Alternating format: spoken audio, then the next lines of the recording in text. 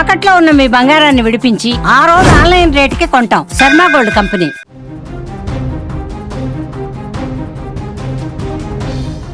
తెలంగాణ రాజకీయాలలో కీలక పరిణామం చోటు చేసుకుంది. బీజేపీ రాష్ట్ర అధ్యక్షుడు రామచంద్రరావును పోలీసులు అరెస్టు చేశారు. కామారెడ్డి పర్యటనకు వెళ్లేందుకు సిద్ధమైన ఆయనను పోలీసులు హౌస్ అరెస్టు చేశారు. ఆయనతో పాటుగా మరికొందరు బీజేపీ నేతలను కూడా పోలీసులు అదుపులోకి తీసుకున్నారు. దీంతో ఆయన ఇంటి వద్ద ఉద్రిక్తత నెలకొంది. ఉద్రిక్తత దృష్ట్యా కామారెడ్డికి వెళ్లేందుకు అనుమతి లేదని పోలీసులు చెబుతుంటే కామారెడ్డికి వెళ్లి తీరుతామని రామచంద్రరావు అంటున్నారు. రామచంద్రరావు హౌస్ అరెస్టుతో అక్కడికి భారీగా కార్యకర్తలు చేరుకుంటున్నారు.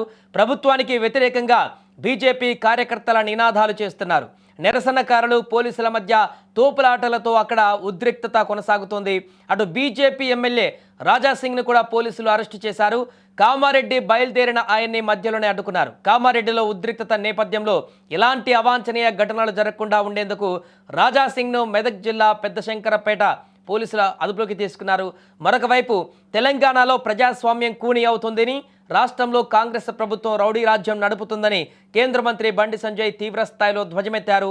కామారెడ్డిలో నెలకొన్న ఉద్రిక్తతలు, బీజేపీ నేతల హౌస్ అరెస్టులపైన ఆయన నిప్పులు చెరిగారు. ప్రస్తుత పరిస్థితులు ఎమర్జెన్సీ రోజులను తలపిస్తున్నాయని మండిపడ్డారు. కామారెడ్డి ఎమ్మెల్యే వెంకటరమణారెడ్డి ఇంటిపైన దాడి చేయడం ఏమైనా చర్య అన్నారు. ప్రశ్నిస్తే దాడులు చేయడం కాంగ్రెస్ నైజంగా మారిందన్నారు.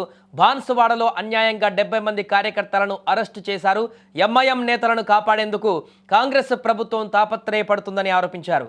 కామారెడ్డిలో అగ్నికి ఆజ్యం పోసింది కాంగ్రెస్ పార్టీ అనంటూ కౌంటర్ ఇచ్చారు బండి సంజయ్. ఇక కాలేజీ భూముల కబ్జా ఆరోపణలతో మొదలైనటువంటి లొల్లి కామారెడ్డిలో టెన్షన్ వాతావరణాన్ని సృష్టించింది. బీజేపీ కాంగ్రెస్ నేతల బహిరంగ చర్చల సవాళ్లు ప్రతి సవాళ్లతో దద్దరిల్లుతోంది. ప్రభుత్వ డిగ్రీ కళాశాల భూములు, శిశుమందిర్ పాఠశాల, అరోరా కాలేజీ భూముల కబ్జా విషయంలో కాంగ్రెస్ బీజేపీ నేతల మధ్య ఆరోపణలు ప్రత్యారోపణలు నడుస్తున్న క్రమంలో ఈ వివాదం మరింత ముదిరింది. నిజాలు తేల్చేందుకు సిద్ధంగా ఉన్నట్లు ఎమ్మెల్యే వెంకటరమణారెడ్డి సవాల్ చేశారు. చర్చకు సిద్ధమన్న కాంగ్రెస్ నేతలు కూడా సై అంటే సై అన్నారు. శిశుమందిర్ వేదికగా చర్చకు 2 పార్టీలు సిద్ధం కావడంతో కామారెడ్డిలో ఉద్రిక్త పరిస్థితులు నెలకొన్నాయి. కాంగ్రెస్ నాయకులు సాక్ష్యాధారాలతో చర్చకు రావాలని ఎమ్మెల్యే కాటిపల్లి వెంకటరమణారెడ్డి ఛాలెంజ్ విసిరారు. అయితే కాంగ్రెస్ బీజేపీ నేతల బహిరంగ చర్చకు అనుమతి లేదని పోలీసులు స్పష్టం చేశారు.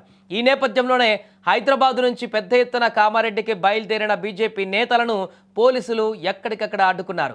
దీంతో అంతేకాకుండా కామారెడ్డిలో ఎమ్మెల్యే ఇంటిపైన దాడి జరిగినటువంటి ఘటన ఒక్కసారిగా తీవ్ర ఉద్రిక్తతలకు కారణమైంది. ఈ నేపథ్యంలో అక్కడికి వెళ్దామన్నటువంటి ఏ ఒక్కరిని కూడా వెళ్ళనివ్వకుండా బీజేపీ నేతలందరినీ కూడా ఎక్కడికక్కడ హౌస్ అరెస్టులు చేస్తున్నారు. దీంతో అక్కడ ఉద్రిక్త పరిస్థితులు నెలకొన్నటువంటి పరిస్థితి ఉంది. ఏదేమైనా కూడా ప్రస్తుతం కామారెడ్డి అంశం రాష్ట్ర వ్యాప్తంగా హాట్ టాపిక్గా మారింది. రాజకీయ రంగును పులుముకుంది. బీజేపీ కాంగ్రెస్ మధ్య నువ్వా నేనన్నట్టుగా వాదోపవాదాలు కొనసాగేటువంటి పరిస్థితికి మూలంగా మారింది. ఇవాళ కామారెడ్డి వెళ్తా అని చెప్తే కూడా నన్ను వెళ్ళనీయము అనేటటువంటి ఒక మాట పోలీసులు చెప్పడం జరిగింది. అక్కడ మా ఎమ్మెల్యే మీద దాడి జరిగింది, ఆయనకు సంఘీభావం చెప్పాలి. బాన్స్వాడలో కూడా అక్కడ గొడవలైంది. నిన్న బంద్ సమయంలో కూడా 70 మంది, దాదాపు 100 మంది, ఇప్పుడు పొద్దున వరకు 100 మందిని అరెస్ట్ చేశారని చెప్పేసి కూడా మనకు సమాచారం వచ్చింది. మళ్ళీ ఈ యొక్క సమాచారం మేరకై కామారెడ్డి, బాన్స్వాడ 2 కూడా పోవాలని చెప్పి నిర్ణయం చేసుకొని నేను, మా ఫ్లోర్ లీడర్ మహేష్ రెడ్డి గారు, రాకేష్ రెడ్డి గారు, కొమరయ్య గారు, అంజిరెడ్డి గారు మేమంతా కలిసిపోదాం అనుకున్నాం ఒక డెలిగేషన్గా. కానీ రాత్రి నుంచి వారి దగ్గర కూడా పోలీసులు పెట్టారు, నా దగ్గర కూడా పోలీసులు పెట్టారు. ఏదైనప్పటికీ కూడా ఈరోజు తెలంగాణలో భారతీయ జనతా పార్టీని అణిచివేసే ప్రయత్నాలు జరుగుతూ ఉన్నాయి.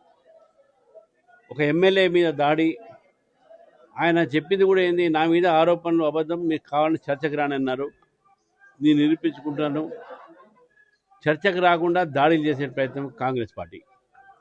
బాన్స్వాడలో ఒక హిందూ స్త్రీ పైన అన్యాయం చేసే ప్రయత్నం చేసినటువంటి ఎంఐఎం వారికి వ్యతిరేకంగా అక్కడ ప్రజలు బంద్ చేస్తే అక్కడ బీజేపీ కార్యకర్తలని, హిందూ సంస్థ కార్యకర్తలను దాదాపు అరెస్ట్ చేశారు. మరి ఇది ఎక్కడ వాతావరణం ఈరోజు నిర్మాణం ఏంటంటే కాంగ్రెస్ పార్టీ మనస్తత్వంలోనే వాళ్ళ యొక్క మనస్తత్వమే అణచివేత మనస్తత్వం. ఈరోజు భారతీయ జనతా పార్టీని అణచివేత ప్రయత్నంలో ఎమర్జెన్సీ కన్నా అన్యాయంగా, అధ్వానంగా ఈరోజు తెలంగాణ పరిస్థితి తీసుకురావడం జరిగింది.